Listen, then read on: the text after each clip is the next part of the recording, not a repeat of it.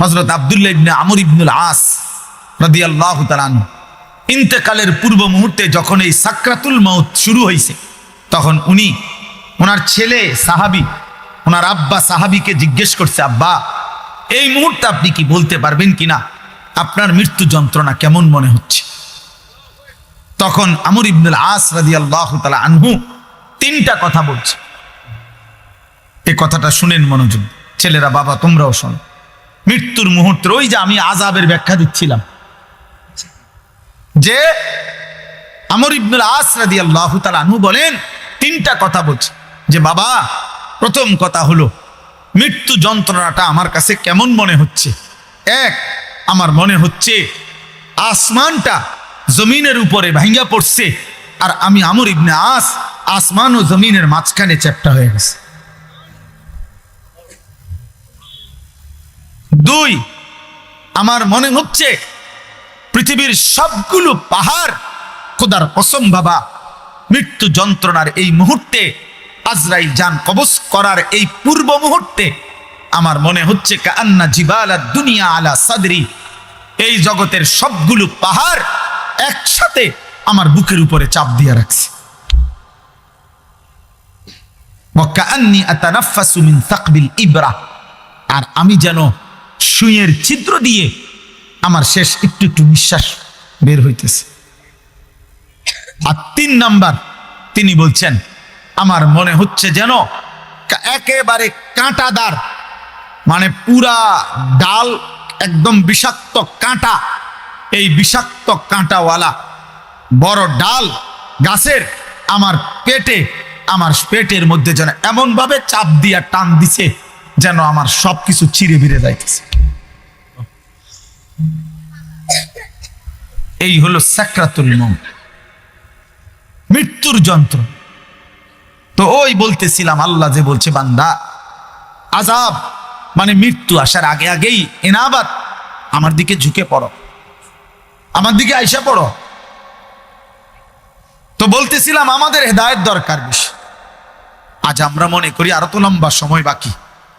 আরে ভাইয়া, যদি লম্বা সময় না পান, আর অথবা লম্বা সময় পাইলেন কিন্তু লম্বা সময় ধোকায় খেয়া রইলেন, বয়স তো ঠিক আছে 70, তো আপনি তো লম্বা সময় পাইছেন কিন্তু এখনো যে বিড়ি খান। বয়স তো 70, হায়াত তো লম্বা পাইছেন, কিন্তু 70 বছর বয়সেও আপনি যে নিকৃষ্ট গালি দেন কথায় কথায়। বয়স তো পাইছেন 70 বছর, এখনো তো কিস্তি সুদ ছাড়তেছেন না। বয়স তো 70 বছর, এখনো মহিলা দেখলে, নারী দেখলে, নাটক সিনেমার নর্তকী দেখলে হা করে তাকায় থাকেন। অসভ্য বদভ্যাস, বুড়ার শরীর হাড্ডি, গোস্ত নাই, হাড্ডি বলতে কিছু নাই। কই লোভ তো নারীর গেল না? তাইলে হায়াত তো পাইছিলেন, সময় তো লম্বা পাইছিলেন। ওই দেখো ওই আরেক বেয়াদব, ওই মাদ্রাসার ছাত্র, খুব সম্ভব দেখেন, রুমালওয়ালা, টুপিওয়ালা, পাঞ্জাবিওয়ালা, নিশ্চিত অভিভাবক হোক বা কারো একজন থেকে এই মোবাইলটা আনছে চালাকি করে, এখন এখানে বসে বসে অসভ্যতা করতেছে। বেটা উঠে যাও, তুমি উঠে যাও, এই অপদার্থ কোথাকার বেটা। রুমালওয়ালা মাথা নোয়াইলে আল্লাহ থেকে মাথা নোয়াইবা কেমনে? আসমানওয়ালার থেকে মাথা নোয়াইবা কেমনে? অপদার্থ। জি বাবা চলেন। এই জন্য বললাম আল্লাহর দিকে ঝুঁকে পড়া আজই সুযোগ, আজই সুযোগ, আজই সুযোগ। বুজুর্গানে দ্বীন বলছেন, কেউ হায়াত থাকতে 1 টাকা দান করা আর কারো মৃত্যুর পরে তার নামে 100 কোটি টাকা দান করা তার চাইতে উত্তম 1 টাকা। কারণ 1 টাকা আজ আমি জীবিত থাকতে আমার 1 টাকারও দরকার। আমি মরে গেলে আমার নামে দুনিয়াটা দিয়ে দিলে কি? আমি তো নাই, আমি তো নাই, বুঝেন না? এই জন্য জীবিত মানুষের দানের সওয়াব।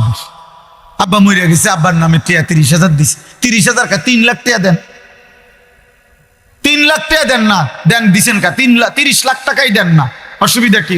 ওনার তো আর বেল নাই, উনি তো মরে গেছে। ওনার তোর খবর নেই, ওনার তোর 1 টাকারও দরকার নেই।